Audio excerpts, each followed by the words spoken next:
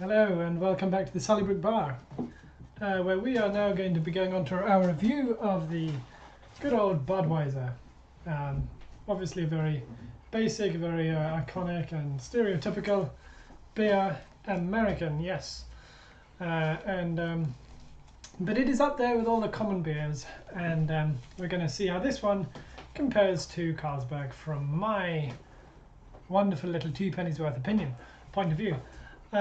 So here we are again at our Sallybrook Bar on this lovely old Christmassy evening, and we are going to enjoy a little bit of this stuff.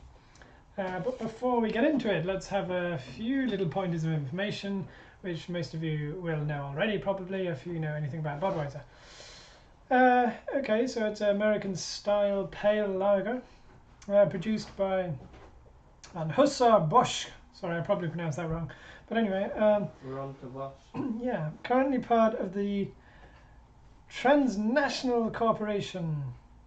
Okay, so it was introduced in 1876 by Carl Conrad and County of St. Louis, Missouri. St. Louis, Missouri. Okay, that's great. So Missouri has the claim to fame by the looks of it. And so basically, it's the largest selling beer in the United States and is available in over 80 markets worldwide. Due to the trademark dispute, not necessarily under the Budweiser name, it is made with up to 30% rice, in addition to hops and barley malt. Okay, so they're telling us what's in this beer. So they got their rice and their barley malt, produced in various breweries around the world, and it is a filtered beer available in draft and packaged forms. So there we go. So that's a fairly basic beer by the looks of it.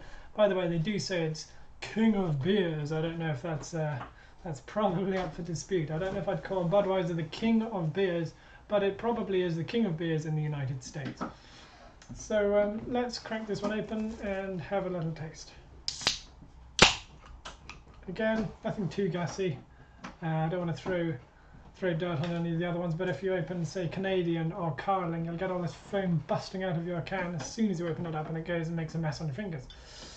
So with our nice, comfortably packaged coating around our can, we are going to pour this nice little winter beer.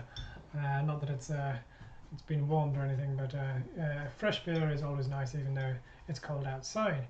But we're in a cozy, nice bar, so this is the ideal place for a nicely packaged can to be poured into our Budweiser glass. Gently does it.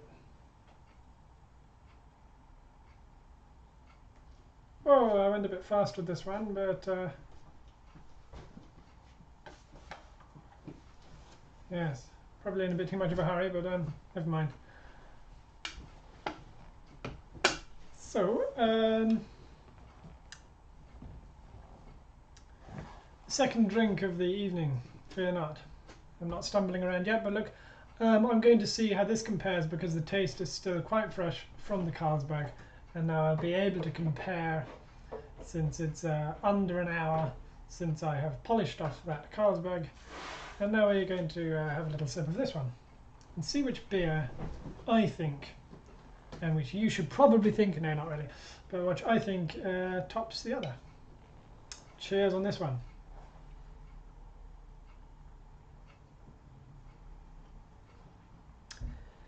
Ooh, and yes, oh yeah, okay, yeah, maybe I can taste that sort of hoppy sort of flavour a little more. Oh, they're both very, very distinctive. I thought I'd immediately say, nah, Carlsberg is better, but actually, you know, when you get that first sip going on, you do start to think, well, this one is actually very nice, and then you kind of perhaps start to forget what the other one was like, so maybe I should have had them both open together so I could get a more informed judgment, but right now I must say, enjoying it a little more than I thought, and I'm trying to get to what it is that's making this one enjoyable.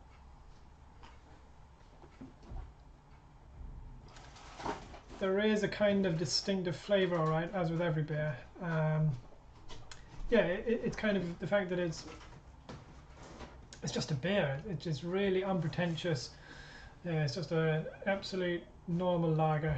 You could wash them down, you know, there's nothing kind of annoying about this beer. I mean, some people say, I don't know whether you could apply it to these ones or Carlsberg, but Heineken, some people say, is a little bit heavy, for example, and maybe a bit gassy or something, but hard to polish off a few of those. But Budweiser slips down. I might have to agree with that. Yeah. Oh, now that is really a tough decision. If I was to do them on a scale, I think both this one and the Carlsberg would be getting, well, a good 8 out of 10 for a lager. I mean, let's not be too generous, but yeah, they're pretty good. I'm still going to say that I'll go with my old boy Carlsberg, but this is a very nice, easygoing beer, and if I was to get a box of one for a session, I wouldn't be going for the Budweiser unless it was cheaper than the Carlsberg. But all the same, a fantastic beer, and cheers to the Americans out there if there are any of you. My sister in America, you might be watching this one as well, even though you are indeed British.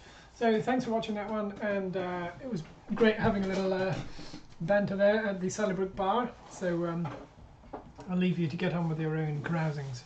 We'll see you in another video.